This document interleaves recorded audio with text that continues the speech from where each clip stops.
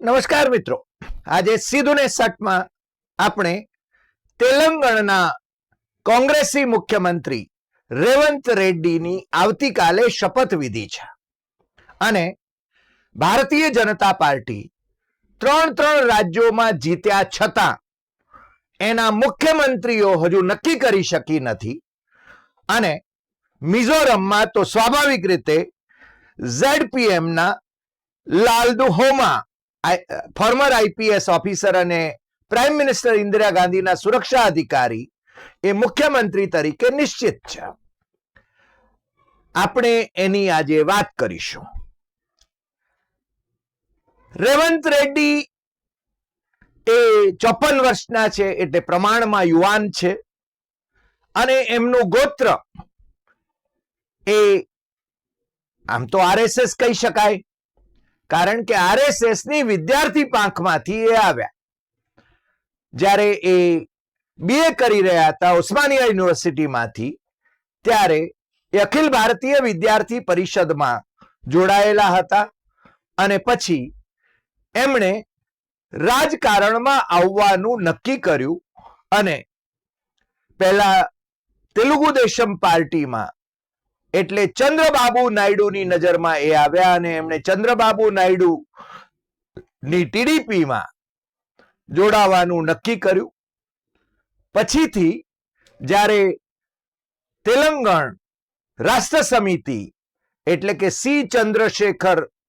કે ચંદ્રશેખર રાવ જે 9 વર્ષ સુધી તેલંગણ રાજ્યના મુખ્યમંત્રી રહ્યા અને જેમને પરાસ્ત કરીને રેવંત રેડ્ડી આવતીકાલે મુખ્યમંત્રી બનશે, એ કે ચંદ્રશેખર રાવ એમની ટીઆરએસ એટલે કે તેલંગણ રાષ્ટ્ર સમિતિ પછી કે ચંદ્રશેખર રાવને વડાપ્રધાન થવાનો અભરખો જાગ્યો અને એમણે એમની પાર્ટીનું નામ બદલી નાખ્યું, ભારત રાષ્ટ્ર સમિતિ કર્યું, BRS. 9 વર્ષથી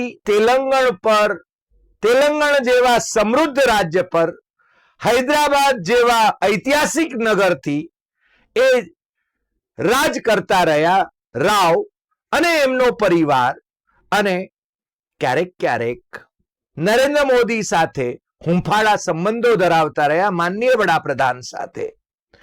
હુંફાળા સંબંધો એવા હતા રાવના કે ક્યારેક તો એક સપ્તાહમાં 2 વખત તેલંગાણાના મુખ્યમંત્રી કે ચંદ્રશેખર રાવ એ મોદીજીને દિલ્હીમાં મળતા હતા. અને હમણાં ચૂંટણી પ્રચાર દરમિયાન જ માનનીય વડાપ્રધાને જાહેર સભામાં કહ્યું હતું કે ચંદ્રશેખર રાવ મારી પાસે આવ્યા હતા અને મને કહે કે મારે એનડીએમાં જોડાવું છે. આ એનડીએમાં જોડાવાની વાત એમણે કરેલી અને મોદીજી કહે છે કે આવા ભ્રષ્ટ માણસને, એમની પાર્ટીને અમે એનડીએમાં ન લઈએ.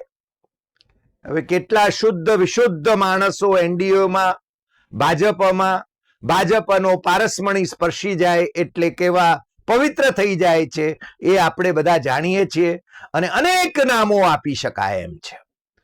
પણ આજે વિષય એ નથી. પણ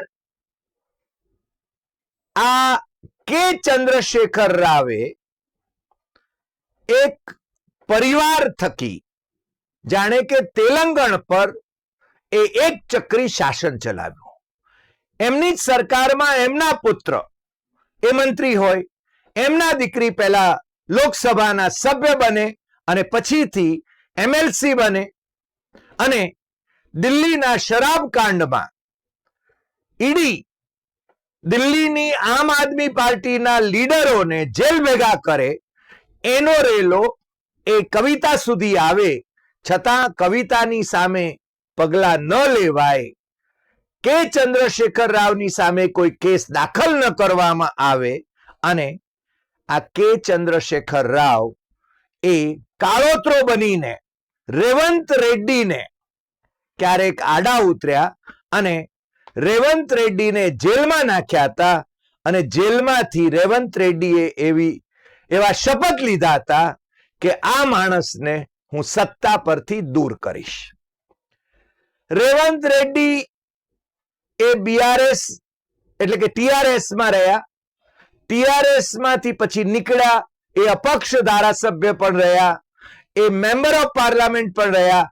ક્યારેક જીત્યા, ક્યારેક હાર્યા, અને છેલ્લે એ કોંગ્રેસમાં 2019ની જે લોકસભાની ચૂંટણી થઈ ત્યારે નરેન્દ્ર મોદીના વાવાઝોડાની અંદર પણ એ જીત્યા હતા.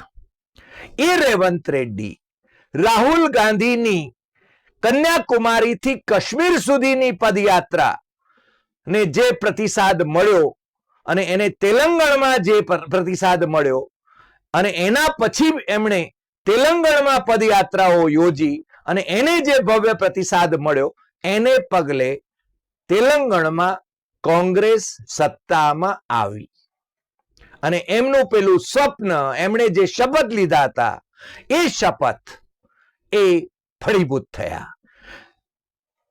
જયપાલ રેડ્ડી નામના કોંગ્રેસના નેતા, એમના એ જમાઈ, એમના જયપાલ રેડ્ડીના પુત્રી ગીતા સાથે એમના 1992માં લગ્ન થયા હતા અને એમની એકની એક દીકરી નિમિષા રેડ્ડી એના લગ્ન હતા ત્યારે એ જેલમાં હતા અને લગ્નમાં જવા માટે એમને થોડાક કલાકો માટે એ સમય મળ્યો હતો, પરંતુ એમણે સંકલ્પ કરી લીધો કે આ કેસીઆર ને તો સત્તામાંથી ઉખાડીને ફેંકી દેવા જોઈએ.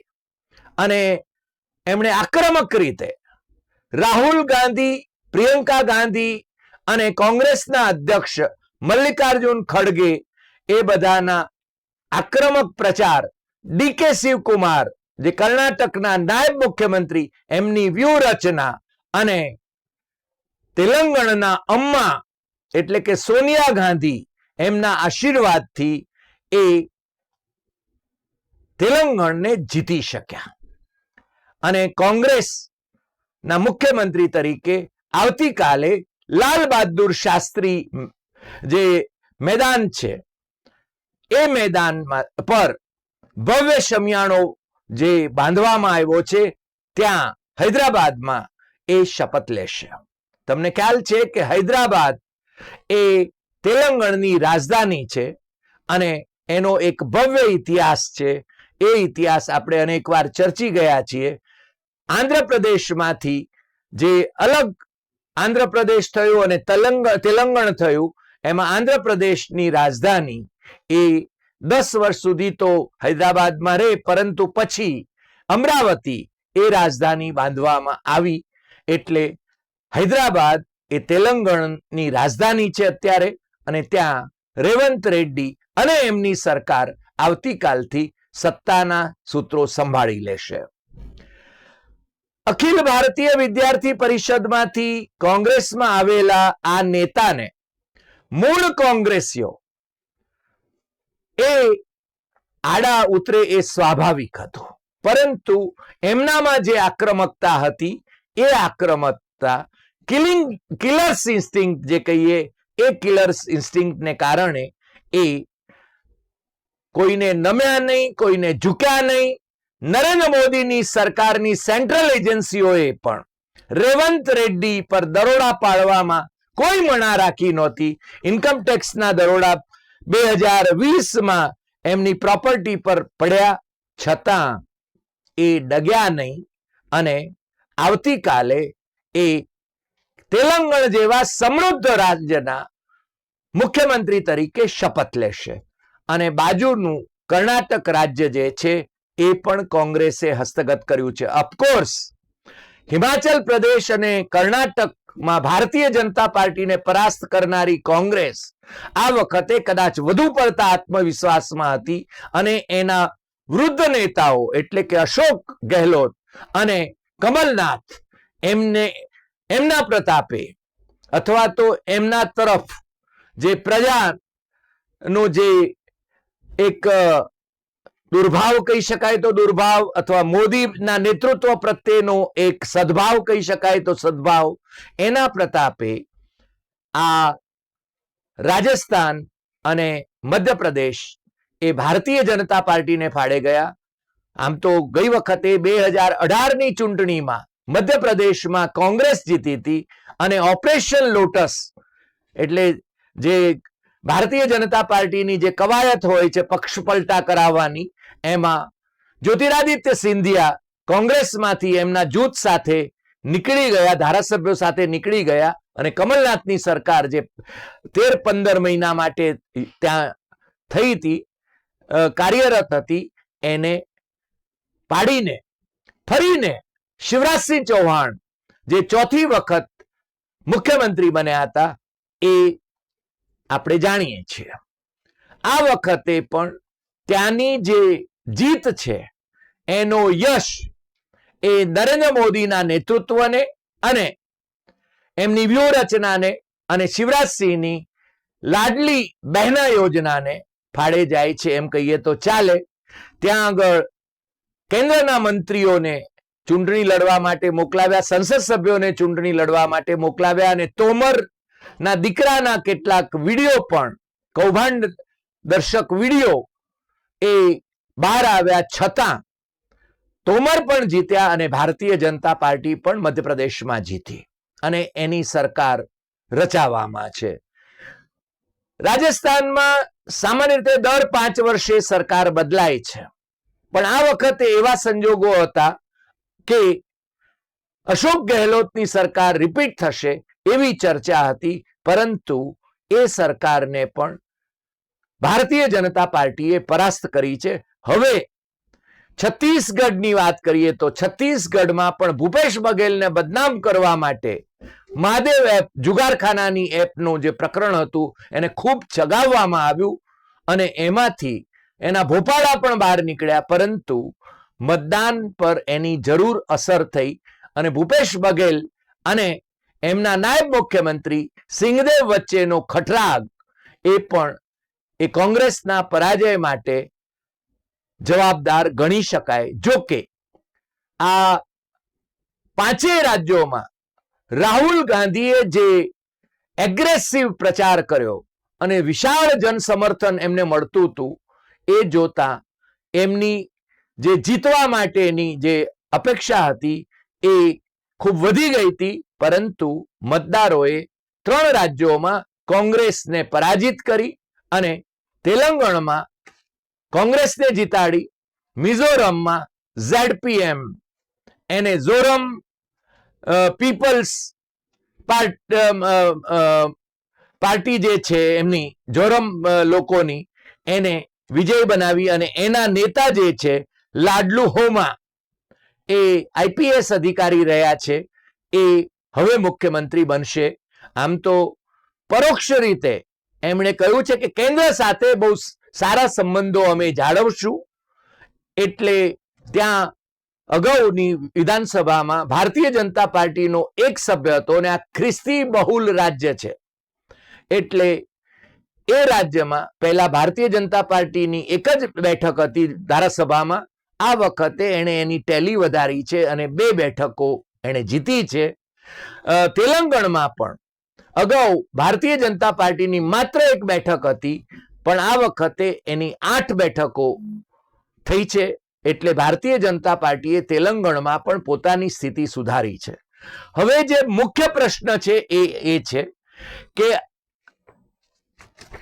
2 મોરચાઓ, નરેન્દ્ર મોદીના નેતૃત્વવાળો જે NDA છે એટલે કે સત્તા મોરચો છે અત્યારનો એ, અને વિપક્ષોનો જે અલાયન્સ છે ઇન્ડિયા અલાયન્સ, એ લોકસભાની મે 2024ની ચૂંટણીમાં આમને સામને કેવી રીતે પોતાની બાજી ગોઠવે છે એના પર લોકસભાના ચૂંટણીના પરિણામો નક્કી થશે.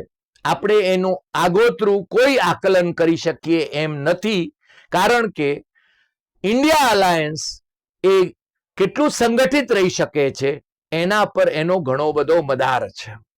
અને ભારતીય જનતા પાર્ટીના જે કાર્યકરો છે, સંઘ પરિવારના જે સ્વયંસેવકો છે, એમની વ્યૂહરચના છે અને એ જે રીતે સત્તા કેન્દ્રમાં અને રાજ્યોમાં પણ સત્તા ભોગવે છે, એટલે એના જે લાભ એમને મળે છે એ લાભ સંદર્ભમાં ઇન્ડિયા અલાયન્સ કેવી ભૂમિકા ભજવે છે એના ઉપર ઘણો બધો મદાર છે.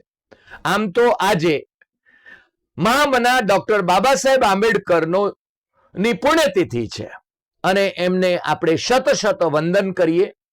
અને આજે જ ઇન્ડિયા અલાયન્સના લીડરોની એક બેઠક દિલ્હીમાં મળી.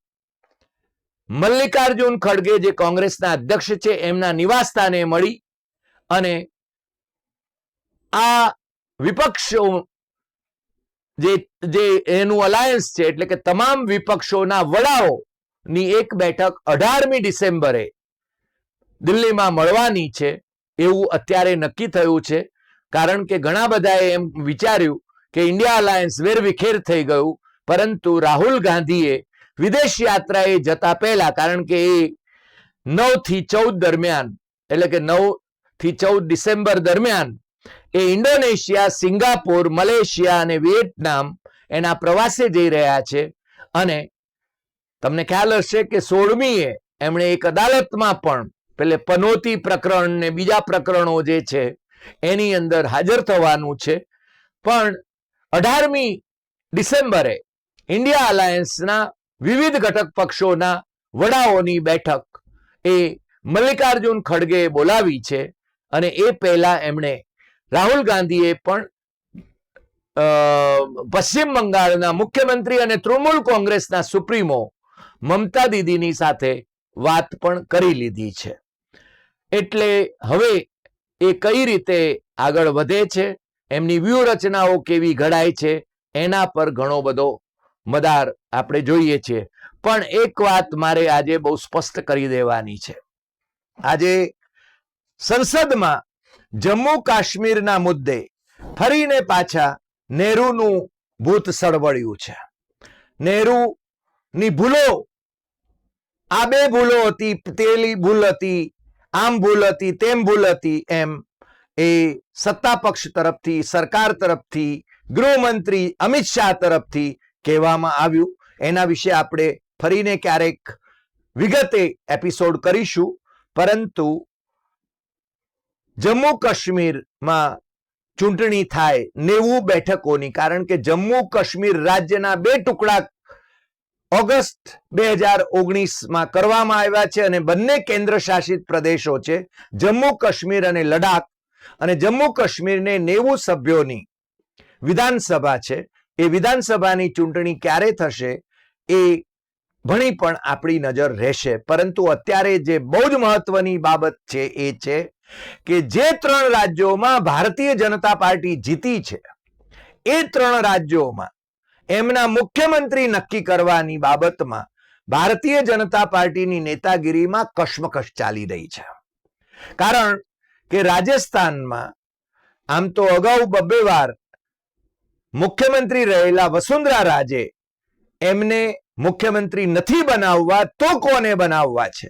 અને વસુંધરા રાજે એ પેન રાજસ્થાનના નેતા છે અને બાકીના જે નેતાઓ છે એ મોવડી મંડળે નેતા બનાવેલા નેતાઓ છે. અને એ કાં તો કોઈ સંસદ સભ્ય રહ્યા છે અથવા કેન્દ્રમાં મંત્રી રહ્યા છે અથવા તો એમના માનીતા છે. એટલે વસુંધરા રાજેને સાઇડટ્રેક કરીને હવે પછી મોદીના ખિસ્સામાંથી કોનું નામ નીકળશે એ બધાને એની પ્રતીક્ષા છે. પરંતુ જે નામો અત્યારે ચર્ચામાં છે એમાં જેમને 115 ધારાસભ્યો જે છે વિધાનસભાના ભારતીય જનતા પાર્ટીના, એમાંથી 70 જેટલા ધારાસભ્યોનું સમર્થન જેમને છે એ વસુંધરા રાજેને અવગણીને જો કોઈ નામ નક્કી કરવાનું હોય તો એમાં કેન્દ્રના મંત્રી અર્જુનરામ મેઘવાળ જે દલિત નેતા છે એમને, અથવા આરએસએસ માંથી આવેલા ઓમ માથુર જે વરિષ્ઠ નેતા છે, ગુજરાતના પણ પ્રભારી રહ્યા છે, ગજેન્દ્રસિંહ શેખાવત જે કેન્દ્રમાં મંત્રી રહ્યા છે અત્યારે, અશ્વિની વૈષ્ણવ એ પણ કેન્દ્રમાં મંત્રી છે, કિરોડીલાલ મીણા એ મેમ્બર ઓફ પાર્લામેન્ટ પણ રહ્યા અને ધારાસભ્ય પણ થયા, સીપી જોશી જે કોંગ્રેસમાંથી ભારતીય જનતા પાર્ટીમાં આવેલા નેતા છે અને રાજસ્થાન ભારતીય જનતા પાર્ટીના અધ્યક્ષ છે, મહંત બાલકનાથ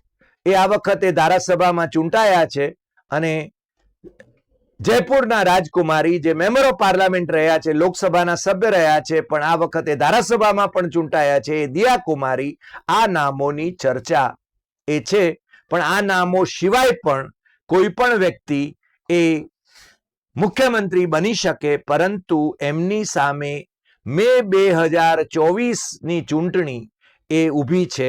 એટલે એ ચૂંટણીમાં જીતાડી શકે એવી વ્યક્તિ એ હોવી જોઈએ. નરેન્દ્ર મોદીના નામે તો વોટ મળે છે, પરંતુ રાજ્યમાં પણ વહીવટ જે કરવાનો છે એ એમણે, કારણ અત્યારે જે 25માંથી 25 બેઠકો એનડીએની પાસે છે, એટલે કે 24 ભારતીય જનતા પાર્ટી પાસે અને 1 એ મિત્ર પક્ષ પાસે, એટલે કે રાજસ્થાનની 25 લોકસભા બેઠકો છે. એ તમામ બેઠકો ગઈ વખતે કોંગ્રેસ ત્યાં રાજ્યમાં એટલે વિધાનસભામાં જીત્યા છતાં લોકસભામાં 25 બેઠકો ભારતીય જનતા પાર્ટીને મળી હતી. આવતી વખતે પણ એ 25 બેઠકો ભારતીય જનતા પાર્ટીને મળે એ મોદીએ અંકે કરી લેવું પડે. એવી વિકટ સ્થિતિ ભારતીય જનતા પાર્ટી માટે શિવરાજસિંહ ચૌહાણને અવગણીને, કારણ કે 17 વર્ષથી શિવરાજસિંહ ચૌહાણ એ મુખ્યમંત્રી રહ્યા છે, એટલા જ લોકપ્રિય અને વિનમ્ર છે, મામા તરીકે જાણીતા છે, પરંતુ એમને મુખ્યમંત્રી કદાચ ન બનાવવામાં આવે તો પ્રહલાદ પટેલ, કૈલાસ વિજયવર્ગીય, નરેન્દ્રસિંહ તોમર એ નામો ચર્ચામાં છે. નરેન્દ્રભાઈ એ ચમત્કારો સર્જવા માટે જાણીતા છે અને કોનું નામ ત્યાં આગળ જાહેર કરશે મુખ્યમંત્રી માટેનું, મુખ્યમંત્રી પદ માટેનું, એ આપણે જોવાનું છે. ઓફકોર્સ શિવરાજસિંહ તો બહુ જ વિરક્ત ભાવે કે એ તો દિલ્હી જતા નથી. એ વિરક્ત ભાવે કહે છે કે હું પહેલા પણ મુખ્યમંત્રી પદનો ઉમેદવાર નહોતો અને અત્યારે પણ નથી. પણ મધ્યપ્રદેશમાં 29 બેઠકોમાંથી ગઈ વખતે 28 બેઠકો ભારતીય જનતા પાર્ટી જીતી હતી. એક છિંદવાડાની બેઠક એ કમલનાથના પુત્ર જીત્યા હતા અને આ વખતે ભારતીય જનતા પાર્ટીને 29માંથી 29 બેઠકો અપાવવાનો સંકલ્પ શિવરાજસિંહ ચૌહાણે કર્યો છે. શિવરાજસિંહ ઓબીસી ચહેરો છે અને એ ફરીને મુખ્યમંત્રી થાય એવી શક્યતા નકારી શકાય નહીં. જે રીતે વસુંધરા રાજે પણ ફરીને મુખ્યમંત્રી થાય તો એ શક્યતા નકારી શકાય નહીં. પરંતુ મોદી શાહને આ બંને વ્યક્તિઓ અનુકૂળ લાગતી નથી. એટલે કોને મુખ્યમંત્રી બનાવે છે એ આપણે એના તરફ આપણે માંડવી પડે. ગઈ વખતે કોંગ્રેસ વિધાનસભામાં જીતી હતી અને છતાં લોકસભામાં ભારતીય જનતા પાર્ટીને 29માંથી 28 બેઠકો મળી હતી 2019માં. એ આ વખતે શિવરાજસિંહે જાહેર કર્યું છે કે 29 બેઠકો ભારતીય જનતા પાર્ટીને અપાવવા માટે હું સંકલ્પબદ્ધ છું. છત્તીસગઢમાં ભારતીય જનતા પાર્ટીના જે અગાઉ મુખ્યમંત્રી રહેલા ડોક્ટર રમણસિંહ, એમને મુખ્યમંત્રી બનાવવામાં ન આવે એવી શક્યતા તો જરૂર વર્તાય. પણ જે મુખ્યમંત્રી અથવા તો નાયબ મુખ્યમંત્રી પદના જે દાવેદારો ગણાય છે એમાં જે નામો આગળ આવી રહ્યા છે એ અરુણ સાવ, વિષ્ણુદેવ સાય, રેણુકા સિંહ, લતા ઉસેન્ડી અને ઓપી ચૌધરી, એમના નામો અત્યારે તો ચર્ચામાં છે. ન જાણ્યું જાનકી નાથે સવારે શું થવાનું છે, કારણ કે નરેન્દ્ર મોદી નામના રાજકીય જાદુગર એ કોનું નામ એમની ચિઠ્ઠી કાઢે છે એના પર આ ત્રણેય રાજ્યોના મુખ્યમંત્રી કોણ બનશે એનો આધાર છે. અને હું નથી માનતો કે એમની પાર્ટીમાં કોઈ બળવો કરવાની હિંમત કરે. આજે આટલી વાત. ફરી મળીશું નવા એપિસોડમાં નવા વિષય સાથે. તમને જો અમારો આ એપિસોડ ગમ્યો હોય તો સૌથી વધુ શેર કરશો, લાઈક કરશો, કમેન્ટ કરશો અને તમે આપણી યુટ્યુબ ચેનલ ડોક્ટર હરિદેસાઈ સત્યમ એવં તથ્યમ એ સબસ્ક્રાઇબ કરી જશે. ન કરી હોય તો તત્કાળ કરશો અને દેશમાં અને વિદેશમાં બેઠેલા આપણા ગુજરાતી મિત્રોને સાચી વાત, ટકોરાબંધ વાત કહેવા માટે, સાંભળવા માટે એ આપણી યુટ્યુબ ચેનલ સબસ્ક્રાઇબ કરે એવું જરૂર સૂચવશું. નમસ્કાર.